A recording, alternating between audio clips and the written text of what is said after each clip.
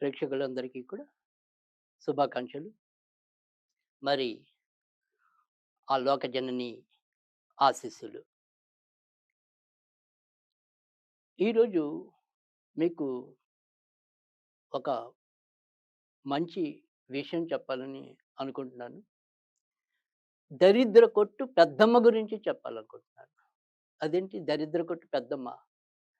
ఇప్పుడు మీరు ఇటీవల కాలంలో అయితే పెద్దగా విని ఉండకపోవచ్చు.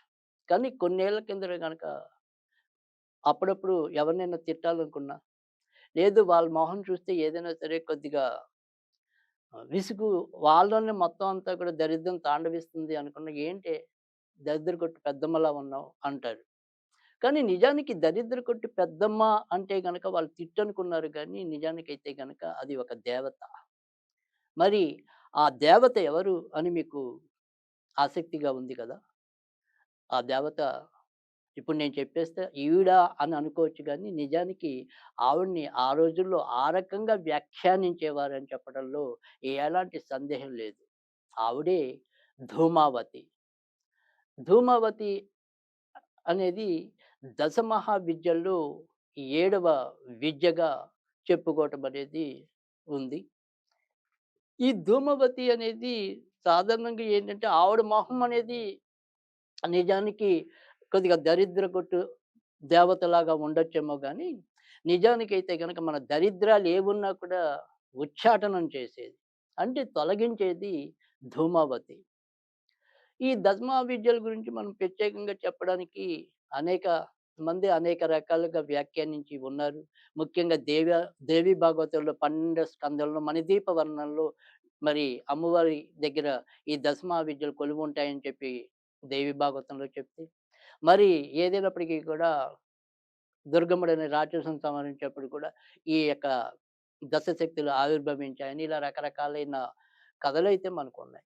అయితే ఇక్కడ కథల జోలికి ఇప్పుడు నేను వెళ్ళి మనకి ఏమంటాం అసలు ఉద్దేశాన్ని పాడు చేయకుండా సాధ్యమైనంత వరకు కూడా అసలు ఈ దేవతను మనం ఎందుకు కొలవాలి? ఈసారి ఏ రకంగా కొలిస్తే మనకి ధూమావతి అనేది వినియోగించబడుతుంది అని చెప్తే గనక, ఏదైతే మరి జ్యేష్ఠ శుక్ల అష్టమి అనేది ఏదైతే ఉంటుందో అది ధూమావతి ఆరాధనకి వినియోగించడం అనేది జరుగుతుంది. అంటే ఆవిడ యొక్క ఆవిర్భావ దినంగా లేదా ఇప్పుడు వాడుక భాషలో అయితే గనక వ్యవహారిక భాషలో అయితే గనక ధూమావతి జయంతిగా అభివర్ణించడం అనేదైతే ఉంటుంది. నిజానికి నేను ఏదైనప్పటికీ కూడా అంటే ఇంచుమించుగా 2011 సంవత్సరంలో తొలిసారిగా అసలు ఈ దశమహా విద్యల గురించి విని ఉండటం అనేది జరిగింది. సరే ఒకానొక సందర్భంలో కొద్దిగా ఆర్థికంగా ఇబ్బందులు పడుతున్న తరుణంలో వేణుశ్యామ అనే వారి ద్వారా నేను తొలుత ఈ యొక్క ధూమావతి నామాన్ని విని ఉన్నాను. అప్పుడు నాకున్న బాధలు తొలగించడానికి మీకు ధూమావతి ఆరాధన చేసుకోండి బావుంటుందని చెప్పారు. అయితే ఆ తర్వాత నేను ఏది కూడా ఆసక్తిగా అంటే ఆ మంత్రం ఎలాగా, ఆవిడని పూజించవలసిన విధానం ఎలాగా, ఇలాంటివేవి కూడా నేను అడిగి ఉండలేదు. కానీ ఆ తర్వాత నేను శోధించగా ఈ ధూమావతి అనేది ఎవరు? మరికి జీవితంలో ఏ రకంగా ఆవిడ సాక్షాత్కరింపబడుతుంది అని చెప్పి ఆలోచిస్తే, తెలుసుకుంటే, మరి గ్రంథాన్వేషణ, విషయాన్వేషణ చేస్తే, మన జీవితంలో ఉండే ఏవైతే సంకటాలుంటాయో, ఆ సంకటాలన్నిటిని కూడా ఉచ్చాటన చేయగల అంటే తొలగించగల శక్తి కలిగిన దేవతగా మనం ధూమావతిని చూడాల్సుంటుంది. తర్వాత 2011లోనే ఇంచుమించుగా నేను మరి కొత్తాలం పీఠాధిపతి సిద్ధేశ్వరానంద గారి భారతి వారి యొక్క ఆధ్వర్యంలో విశాఖపట్నంలో నిర్వహించబడే ఏదైతే ఒక లలితాపీఠం ఉందో, అక్కడ నేను ఈ జ్యోతిష్య సేవలు అందిస్తున్న తరుణంలో, అప్పుడు నాకు ఈ యొక్క దశమహావిద్యల గురించి మరింత సవివరంగా తెలియటం. ఆ తర్వాత నేను క్రమంగా దశమహావిద్యల్ని ఆరాధించగలగటం అనేది జరిగింది.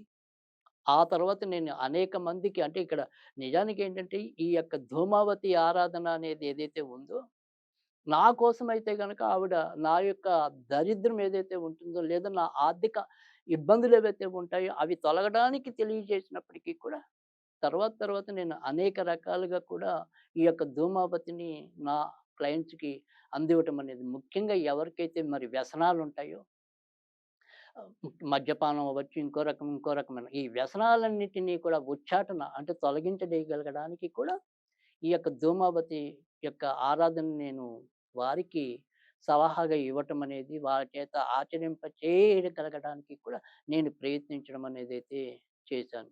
కానీ నిజానికి ఏంటంటే ధూమావతి మనకున్న ఎటువంటి భావదారిద్ర్యం అవ్వచ్చు, శబ్ద దారిద్ర్యం అవ్వచ్చు, మరి వ్యసన దారిద్ర్యం అవ్వచ్చు. ఏ దారిద్ర్యమైనా సరే, ఆ దారిద్ర్యాన్ని సమూలంగా నాశనం చేయగలిగే శక్తి ఎవరికైనా ఉందా అంటే అది ఖచ్చితంగా ధూమావతికే ఉంటుందని చెప్పడంలో కూడా ఎలాంటి సందేహం కూడా లేదు. నిజానికి ధూమావతి రూపం చూసినట్టయితే గనక ఆవిడ మనకి ఏ దేవత చూసినప్పటికీ కూడా ముత్తైదువు రూపంలో సాక్షాత్కరించడం అనేది చూస్తూ ఉంటాం. కానీ ఈవిడ పరస్పర విరుద్ధంగా వైదవ్య రూపంలో ఆవిడ విధవ స్త్రీగా కనిపించడం అనేదైతే ఉంటుంది. ఆమె చేతిలో ఒక వేపు చాట అంటే, ఆ చాట అనేది మనం ఎందుకు ఉపయోగిస్తాం? చెడుని తీసేయడానికి అంటే రాళ్ళు, బెడ్డలు ఇలాంటివి తీసేయడానికి వినియోగిస్తాం. అలాగే మన జీవితంలో ఉండే చెడు ఏదైతే ఉంటుందో దాన్ని చేయడానికి మరి ప్రతిబింబంగా ఈ యొక్క చాటను పెట్టారేమో అనిపిస్తుంది ఆవిడ యొక్క ఆకృతిని గనక గమనించినట్టయితే. అలాగే జ్యోతిష్య పరంగా చూసినట్టయితే గనక మరి శని, కేతువు వీరిద్దరిని మనం ఏదైనా సరే వారి ద్వారా ఏదైనా సరే ప్రతికూల పరిస్థితులు, ఇబ్బందులు ఎదుర్కొంటున్నప్పుడు కూడా ఇదే రకంగా ధూమావతిని ఆరాధించినా కూడా శని, కేతువులు మనకి ప్రసన్నులవుతారు. మనకి అనుకూల ఫలితాలు ఇస్తారు అనే నమ్మకంగా కూడా ఈ యొక్క ధూమావతిని ఆరాధించడం అనేది కూడా జరుగుతుంది. అలాగే ఎవరైతే మరి సంఖ్యాశాస్త్రం ప్రకారం చూసినప్పుడు 7, 16, 25 తారీఖుల్లో జన్మించిన వాళ్ళు కూడా ధూమావతి దేవిని ఆరాధించినట్టయితే గనక మంచి ఫలితాలు పొందుతారు. కాకతీయకంగా మరి అప్పట్లో ఆవిడ నా జాతకం ఏది చూడనప్పటికీ కూడా మరి నిజానికి ఏంటంటే గనక 16 అనేది నేను పుట్టిన తేదీలో ఉండటం అనేది ఒకటైతే గనక, నేను మరి శని ప్రభావంలో జన్మించడం అనేది ఒకటైతే గనక, అంటే ఏదైనప్పటికి కూడా మనం గమనించాల్సింది, గ్రహించాల్సింది ఏంటి అంటే గనక, ఎవరైతే నిత్య సాధకులుగా ఉంటారో వారికి మన యొక్క వివరాలకు సంబంధం లేదు. మనని చూసిన వెంటనే వారికి ఏదైనా సరే దేవతలు ఏదో ఒకటి వాళ్ళకి మార్గనిర్దేశకం చేయటం. వాళ్ళు మనకది బోధించి మన యొక్క మార్గాన్ని సుసంపన్నం చేయటం అనేది నేను ప్రత్యక్షంగా ఇవాళ అనేక రకాల అనుభవాలు, అనేక రకాలైన లీలల్ని నేను గమనిస్తున్నాక నాకు అర్థమవుతూ ఉంటుంది. ఒక్కొక్కళ్ళకి మరి దత్తాత్రేయుడు కనికరించాడంటారు. ఒక్కొక్కళ్ళు మరి ఇంకో దేవత అనుగ్రహించిందంటారు. ఒక్కొక్కళ్ళు పలానా దేవత నాకు మార్గనిర్దేశం చేసిందంటారు. సో, ఇవన్నీ కూడా నిజమా అంటే మనకి ఒక్కోసారి ప్రత్యక్షంగా చూసినప్పుడు నిజం కాదనిపిస్తుంది. కానీ అనుభవంలోకొచ్చినప్పుడు కొన్ని కొన్ని ఫలితాలు చూసినప్పుడు ఖచ్చితంగా నిర్ధారించుకోవాల్సొస్తుంది. ఆ రకంగా మనం ధూమావతిని ఆరాధించినట్టయితే గనక మీకు జీవితంలో ఏ రకమైన సంపద కావాలన్నా, ఏ దారిద్ర్యం తొలగాలన్నా ఖచ్చితంగా ధూమావతిని ఆరాధించండి. ధూమావతిని ఎలా ఆరాధించాలి అంటే గనక ఇదివరకు నేను ఒక్కసారి ఇక్కడే వీడియోలో చేసినప్పుడు చెప్పాను. ధూమావతిని ఎప్పుడు కూడా మనము యాక్టివ్ వాయిస్‌లో అంటే సకారాత్మకంగా మన యొక్క కోరికనేది ఉండకూడదు. నకారాత్మకంగా అంటే నాకేదైనా సరే సంపదలు ఇయ్యి అని ప్రత్యక్షంగా కోరకూడదు. నా దారిద్ర్యాన్ని నాశనం చెయ్యి అని చెప్పి కోరుకోవాలి.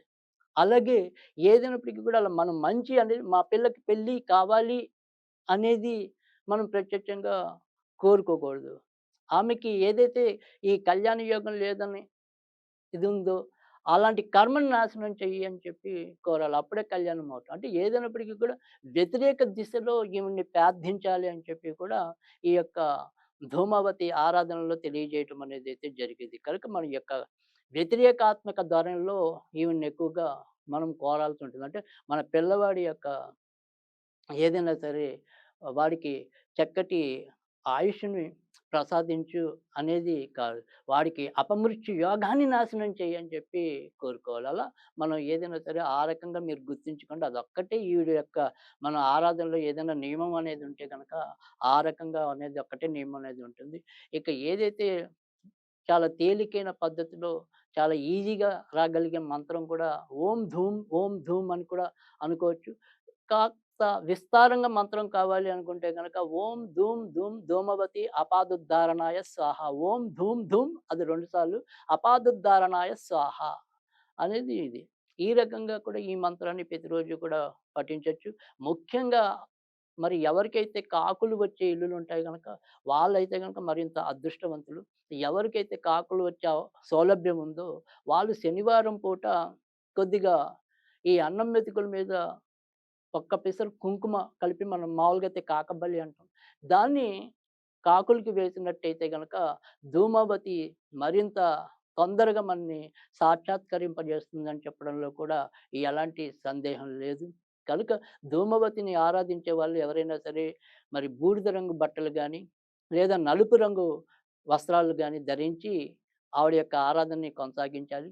తర్వాత ఆవిడకి ఏదైనా సరే మనం ఇందాక చెప్పుకున్న మంత్రం ఏదైనా సరే ఒక మాలతో జపించాలి అనుకుంటే గనక రుద్రాక్ష మాల గాని, ఏదైనా సరే నల్లపూసల మాల గాని ధరించినట్టే వాటితో గనక జపించినట్టయితే గనక తప్పకుండా మంచి ఫలితాలు రావటం అనేది ఉంటుంది. ఈ రకంగా మరి ఈ యొక్క ధూమావతి జయంతిని మనందరం కూడా మనకున్న ఏవైతే దారిద్ర్యాలున్నాయో, ఆ దారిద్ర్యాలన్నీ కూడా తొలగాలనే ఆకాంక్షతో ఈ ధూమవతి ఆరాధన అనేది చేసుకుందాం. మరి ఇది ఈరోజు మరి ధూమవతి యొక్క విశిష్టత, విశేషాలు.